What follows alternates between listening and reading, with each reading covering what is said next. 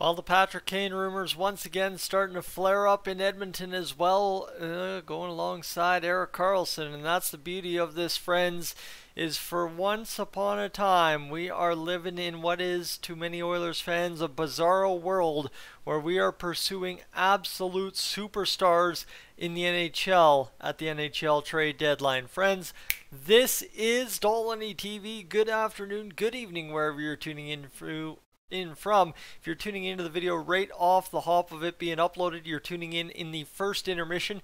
Currently I'm just watching the anthems finish off, but I figured I'd get this ready to go for you for some intermission entertainment. So friends, Patrick Kane, of course, another topic coming up today that I just could not ignore, despite, I gotta get my boy Erik Carlson's news out first.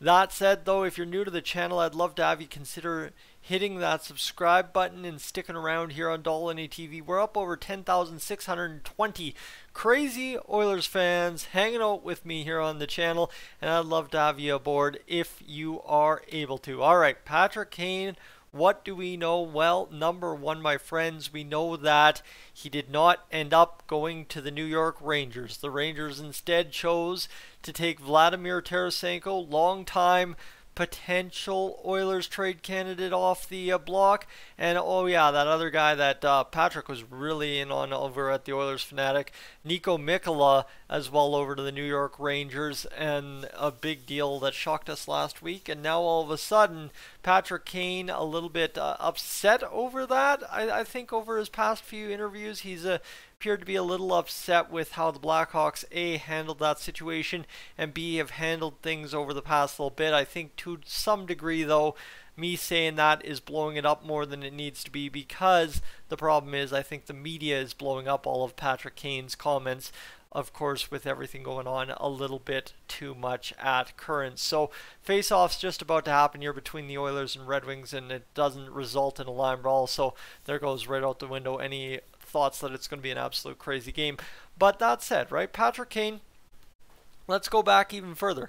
Not very happy with the Hawks this season, right? I don't think there was really much appetite at all this season to be a huge factor in the rebuild, and I think it's been noted all along. You go back to that 11,000 view video I had back in, what was it, July, right before the before free agency, I want to say, where we talked all about, that situation for us where, Patrick Kane was a potential trade target for the Oilers at that point. And now all of a sudden here, he's kind of re-upping those trade interests for us right now.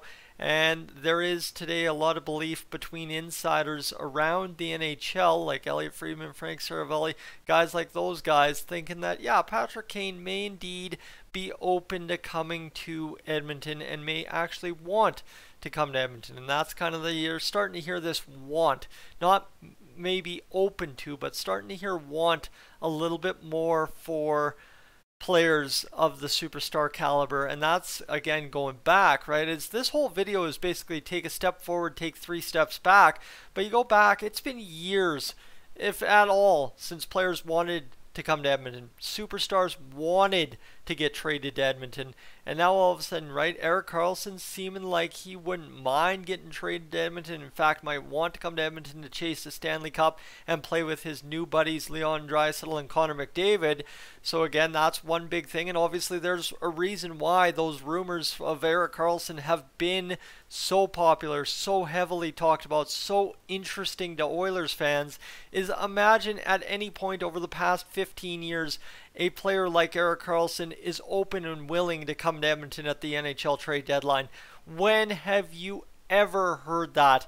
And when have we ever even put in an offer to potentially make that happen? That's the exciting part there, not to talk too much about Erik Carlson. But now you add to the list that Patrick Kane appears to be on the exact same list that Erik Carlson is. And from whatever I've read today, a little bit, as much as I've tried to put together for this video, is it's sensing that the trade package for Erik Carlson is much higher still than Patrick Kane. And Patrick Kane, there seems to be maybe a little bit of a sense that he's not even going to fetch as much as maybe we first thought in the off season there. Right now he might only fetch a solid player second round, first round pick maybe, but really not much else. Make the salary cap work, and of course retain 50%. And the Blackhawks are going to be lucky to get that kind of out of it, and that's kind of the situation they find themselves in, right? Is there's a reason the New York Rangers chose to go with Vladimir Tarasenko over Patrick Kane, and that is, again, we've heard a lot of talk today, yesterday, this week about Patrick Kane's hip, right? His nagging hip injury, whatever the situation is. I'm still not 100% sure. Honestly, you know what? If somebody could doctor it up in the comments section for me and tell me what exactly this issue for Patrick Kane is and why a team like the New York Rangers, looking to pursue a Stanley Cup as well, would choose to pass on him for Vladimir Tarasenko, I'd really appreciate that, because I really don't seem to understand what's fully going on here. I know he's had some hip issues over the course of his career, from as much as I understand from everything I've read, but I still don't get exactly what's going on there. So please enlighten me if you have more. But again, right, the Oilers, I think they're in a position where you have to take risks, right? As this Oilers team is not at a point with the forwards in the lineup where you can make this team go over the top and get the job done. But it's one of those situations where I'd like to definitely see if we could try and just push for it, just right. Athanasiou, Ennis, Mike Green, that was not really pushing for it. But you think about a Patrick Kane and an Erik Carlson, that is pushing for that Stanley Cup. And again, it goes back to that cup or bust mentality, right? For us Oilers fans, I mean, how long have we suffered without a Stanley Cup? How long has Canada suffered without a Stanley Cup? And when it comes down to it, Canada's best shots at winning a Stanley Cup are Toronto, Winnipeg, and Edmonton. If you want to talk about anything, honestly, out of those three, I'm probably picking Winnipeg at current to be the strongest team to possibly win a Stanley Cup this year. But again, you come down to it, the Oilers add a Patrick Kane and add in Erik Carlson. And I guess the other side too is if you just add Patrick Kane for the first round, he gets injured and comes back for the Stanley Cup final if you get there, well, that's again all just how you manipulate it too. So it could be interesting in all that. And I guess too, you talk about Patrick Kane in the same light of, oh my goodness, this is another big name.